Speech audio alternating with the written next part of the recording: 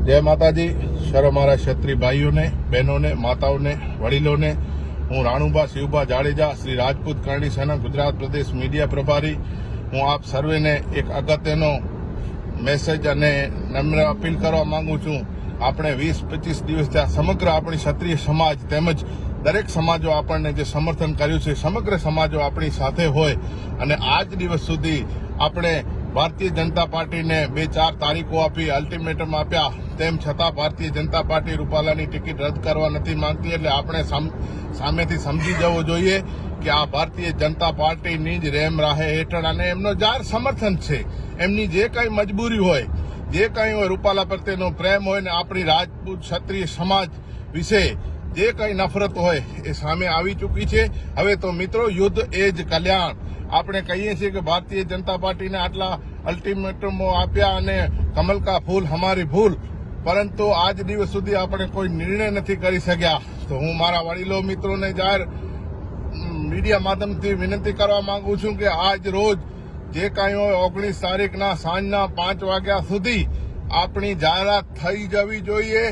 આપણા હિત માટે ને સમગ્ર ભારતના હિત માટે આ લોકો સામે, તાનાશાહી સામે આપણે લડવાનો છે। આપણે ક્ષત્રિય સમાજથી અન્ય સમાજો જ્યારે આપણી સાથે હોય, દલિત સમાજ હોય, મુસ્લિમ સમાજ હોય, અન્ય સમાજો હોય, ચારણ સમાજ હોય, માલધારી સમાજ હોય, એવા અનેક સમાજો છે, પાટીદાર સમાજ છે, એવા અનેક સમાજો આપણી સાથે છે। ત્યારે પછી યુદ્ધ એ જ કલ્યાણ હોય। મિત્રો, આપણે આજ રોજ આપણા નહીં, આપણા ભવિષ્ય, આપણા બેન દીકરીઓના ભવિષ્ય માટે, સમગ્ર ભારત દેશની અંદર વસતી આપણી મહાબેનની દીકરીઓ માટે આ હિતના નિર્ણયને આપણે સમર્થન આપીને આજ રોજ ભારતીય જનતા પાર્ટીનો સમગ્ર ભારત દેશમાંથી બહિષ્કાર કરી અને કોંગ્રેસ પક્ષને હાથને મજબૂત કરી અને આપણે કોંગ્રેસ પક્ષને ટેકો દઈને આને માત્ર ને માત્ર કોંગ્રેસ દેશમાંથી ભગાડી શકશે। મિત્રો, કોંગ્રેસ આપણી દુશ્મન નથી, ભારતીય જનતા પાર્ટી પણ આપણી દુશ્મન નથી, પણ હવે થઈ ગઈ છે।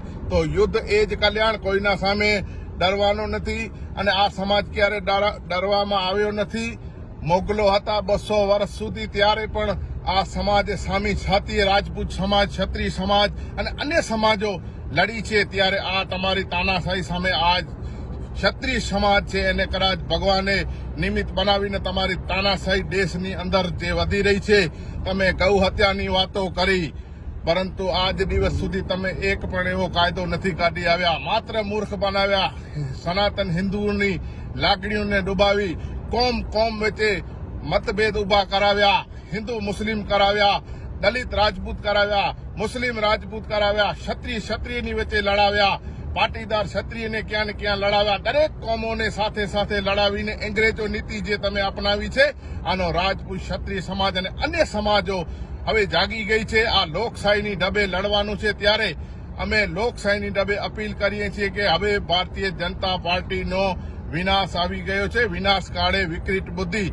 તો કોંગ્રેસને સમર્થન કરી અને આપણે સમગ્ર દેશમાંથી આ ગેસના બાટલાની વાતો કરી, ભાવ ઘટાડશું, મૂર્ખ બનાવ્યા। આજે ગેસનો બાટલો 1200 થી પાર થઈ ગયો છે। જમ્મુ કાશ્મીરની વાતો કરી, એવો ખોટો દેશમાં ભ્રમક પ્રચાર કરી અને કોમ વચ્ચે લડાવે છે। કોઈ એકબીજાના અમે ભાઈઓ હતા, છીએ ને રહેશું। અમારો કોઈ સમાજ દુશ્મન નથી અને નથી અમે કોઈના દુશ્મન, પરંતુ ભારતીય જનતા પાર્ટીએ જે કોમ વચ્ચે ને સમાજો વચ્ચે ઉગ્ર ફેલાવીને એકબીજાના મનભેદના કરાવી દીધા છે। તો અત્યારે સમગ્ર ભગવાન અને ઈશ્વરની કૃપાથી અત્યારે બધું ઓપન થઈ ગયું છે। માત્ર દેશ હિતની સારી વાતો કરવાથી મિત્રો દેશ નથી ચાલતા, એના માટે બલિદાનો આપવા પડે છે। આજે મારો ભારતનો યુવાન ભાઈ બહેન રોડ ઉપર છે અને આ ભારતીય જનતા પાર્ટીના નેતાઓ હેલિકોપ્ટરોમાં ફરી રહ્યા છે, પ્લેનોમાં ફરી રહ્યા છે, પોતાના ઉપર ફૂલો બરસાવી રહ્યા છે। ત્યારે અમારી માતા બહેનો રોડ ઉપર આવી ગઈ છે। તમને શરમ આવી જોઈએ। હવે તો આ ભારત દેશની અંદર રાજપૂત ક્ષત્રિય સમાજ તેમજ અન્ય સમાજો, હિન્દુ મુસ્લિમ સર્વ સમાજો જ્યારે જાગી ગઈ છે, ત્યારે એક જ નારો હોય, હે અંગ્રેજો ભારત છોડોનો જેમ નારો હતો, તેમજ હવે ભારતીય જનતા પાર્ટીને છોડો ને કોંગ્રેસને અપનાવો। જય હિન્દ, જય માતાજી, જય શાસ્ત્ર ધર્મ, જય હિન્દ।